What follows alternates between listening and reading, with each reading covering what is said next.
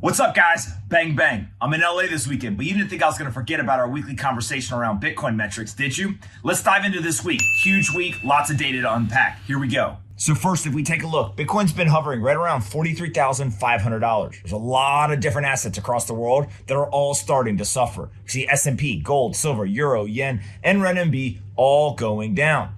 If we then go ahead and look at the actual Bitcoin specific stats, we're sitting right around $825 billion market cap, still a massive asset that's only been around for about 13 years. The inflation rate unchanged at 1.77%, and over 90% of the Bitcoin supply has been issued. One of the stats that I continue to look at is what is that settlement volume doing? Still $12 billion or so in that 24-hour settlement volume. That means people are using it. That means that Bitcoin still has value. Then active addresses, over 1 million, which is a huge number and one that we need to continue to watch. Seeing that more people are using the Bitcoin network means that the underlying fundamentals continue to have value. GBTC now down to about a 10% discount, and obviously Bitcoin down 36% from the all-time high, but up 31% from the cycle low. It's exactly what you want to see. Now, one of the things that hasn't been normal over the last 2 years or so is Bitcoin actually being down over the last 12 months. If you go ahead and we look here at the Bitcoin versus gold and the S&P 500, only Bitcoin is down over the last year. It's down 6%. Gold even is up 0.5%. The S&P 500 is up 15%. Bitcoiners aren't used to saying that Bitcoin's down over a year, but other assets are up. But that's the situation that we find ourselves in. If you then go and you look over a 2, 3, 4, 5, 6, 7, 8, 9, or 10-year period, Bitcoin absolutely dominating the return profile. And so really just that last 12 months, something that Bitcoiners haven't been used to talking about.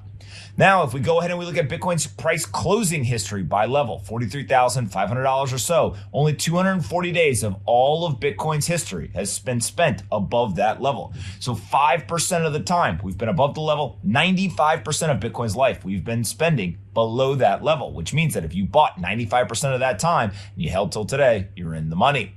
Then if we go and we look at actually some of the more nuanced data around Bitcoin and gold, S&P, NASDAQ, and TLT, the one I always jump to is what is that compound annual growth rate over the last 10 years? Bitcoin's still growing at 148%.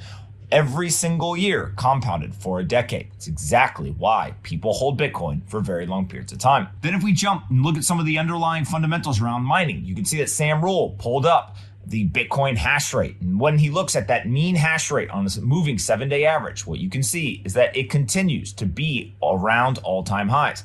Bitcoin is getting stronger and stronger and stronger. That huge dip here in the chart is when China banned the Bitcoin miners, kicked them out of the country. And then the hash rate came back with a vengeance. The Bitcoin hash rate has grown almost 9% this year in 2022. But ultimately, the most important thing is that it weathered the storm from that nation state attack, and it came back and hit an all-time high within about 8 months. It's exactly what we want to see, is that the strongest computing network in the world continues to get stronger. The most decentralized computing network in the world continues to get more and more decentralized.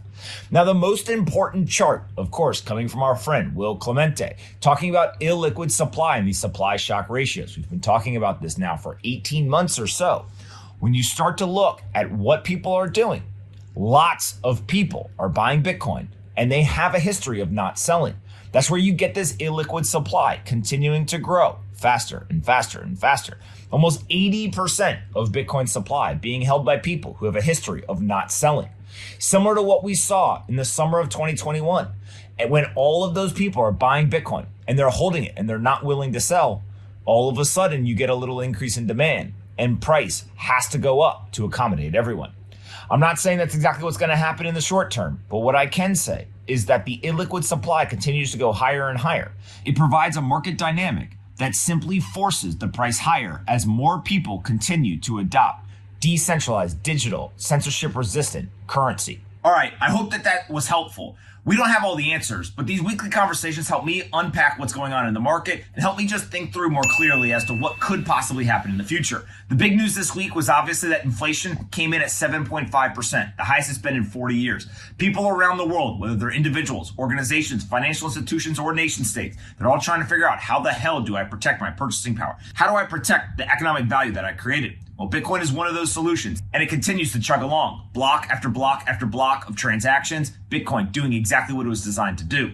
Hope you guys have a great rest of your weekend, and I'll see you guys next week.